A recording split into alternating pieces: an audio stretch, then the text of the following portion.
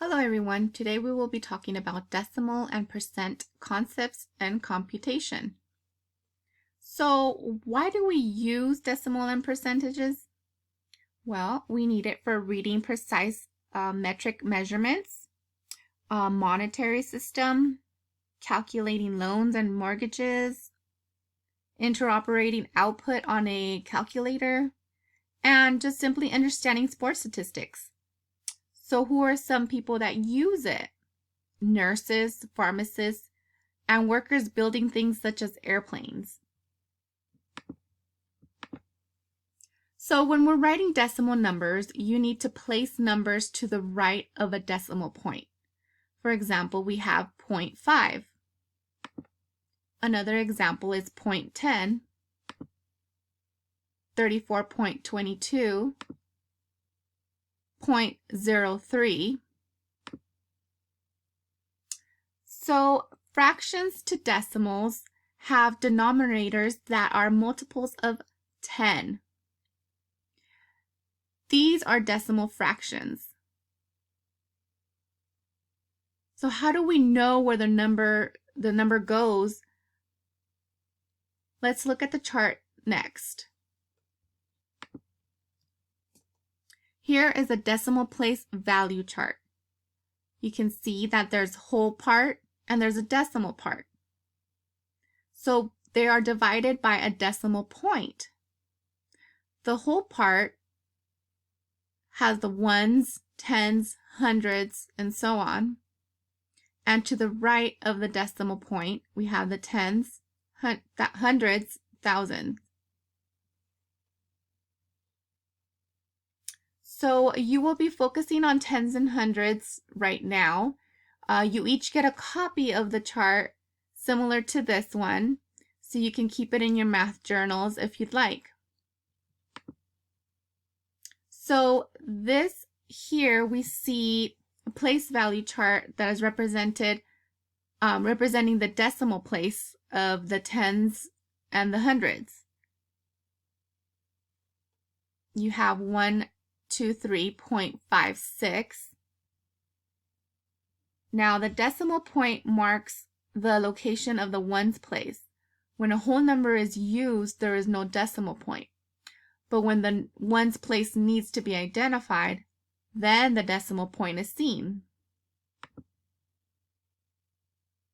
Here we have that same number, 123.56. The 5 that is underlined is in the tenths place. So 5/10 is the same as 5 over 10, 0.5, and in the tenths frame we have 5 highlighted out of 10. So these are just some of the different ways that can be representing 5/10. So I'm going to go ahead and pass out a worksheet. So here you will make sure you fill in the chart from left to right. After all the places are filled, write down the number using the decimal point in place. So you're going to be rolling the die, and whatever number is shown on your die, you will fill in the chart accordingly.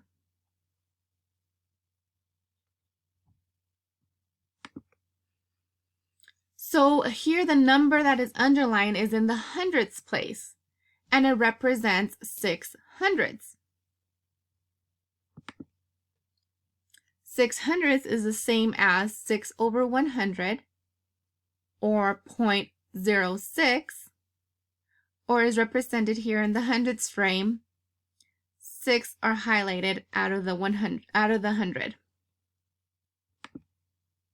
So which of the following is equal to 3 over 10, or 3/10? 0.03 or 0.3? 0.3. The 3 is in the tenths place. Which of the following is equal to 72 over 100? 7.2 or 0.72? Don't forget to look at the place value. 0.72 is the answer. So how do you say the following decimal? 0.6 is written 6/10. Why? Because the 6 is in the tenths place. How do you say the following decimal? 0.75. 75 hundredths. Now we're going to look at the decimal equivalents. 0.4 is equivalent to 0.40, as you can see from the two charts. Here is another example. 0.1 is equivalent to 0.10. One more example. 0.37 is the same as 37 over 100.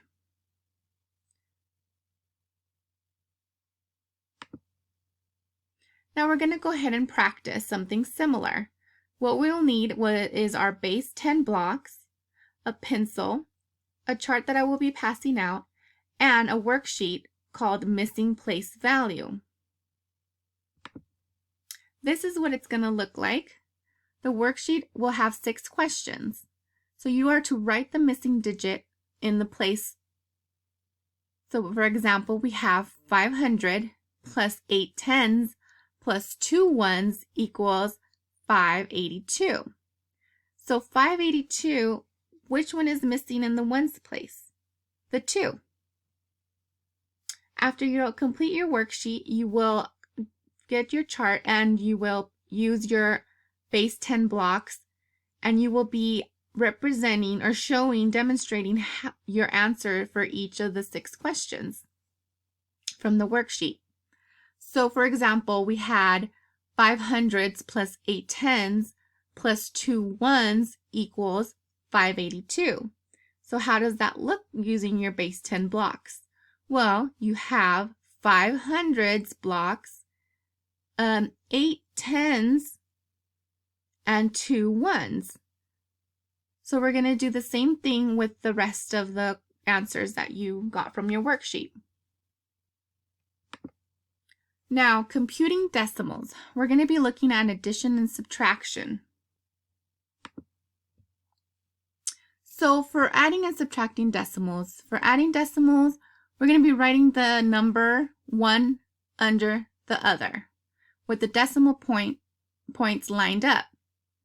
Put in zeros so the numbers have the same length. So we'll talk more about the zeros later. Then we add using column addition. You can do addition by writing one number below the other, and then you add one column at a time, remembering to put the decimal point in the answer. That's important. So, subtracting decimals. To subtract, follow the same method. You line up the decimals and then you simply subtract. So why do we put in extra zeros? Well, a zero is really saying there is no value at this decimal place.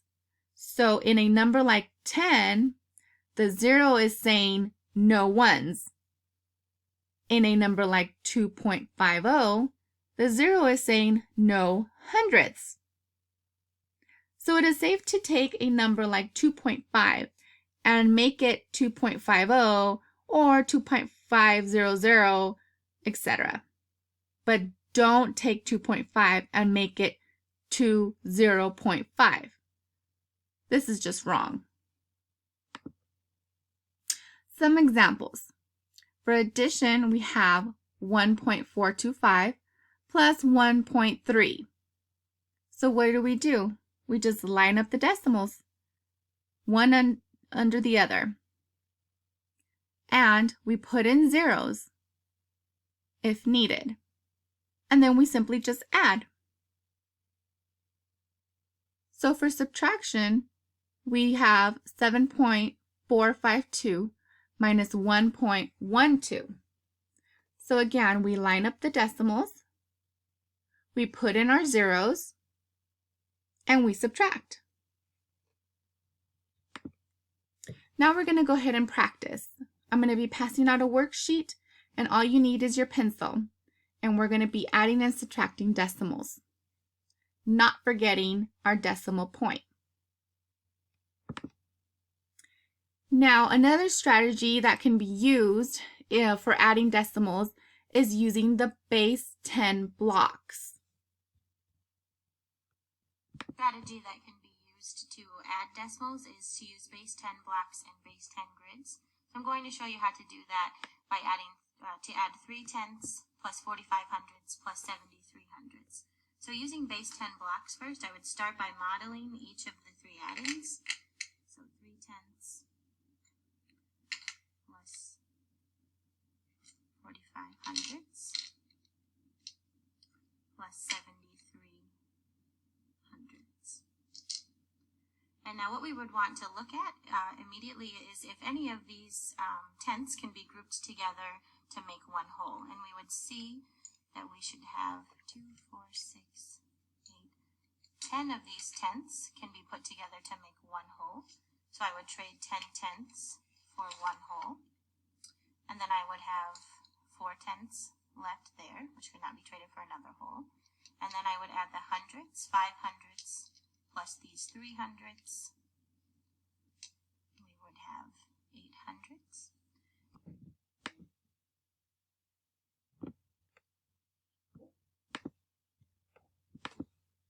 So for decimal to percent, percent means per 100 or over 100. So to convert 0.32 to a percent, we would write 0.32 in terms of per 100 or over 100. So we multiply by 100 and add the percent sign. 0.32 times 100 becomes 32%. So an example here, we multiply 0.32 by 100 over 100. Since 100 over 100 is the same as 1, we are only multiplying by 1 and not changing the value of our number. Here we can see how it's written down. 0.32 over 100 times 100 over 100 is the same as, or it equals to, 32 over 100. So 32 over 100 is simply 32 over 100, which means 32 per 100. 32 per 100 means 32%, or is written 32% with the percent sign. So a shortcut conversion is when we move the decimal point 2 places to the right and add the percent sign. So for today, our math journal entry, we're going to be answering our 5 questions, which are basically reviewing what we learned today. And when you complete these 5 questions in your journal, this is going to be also your exit ticket. So make sure you turn in your journal to me and you are done for the day. Thank you.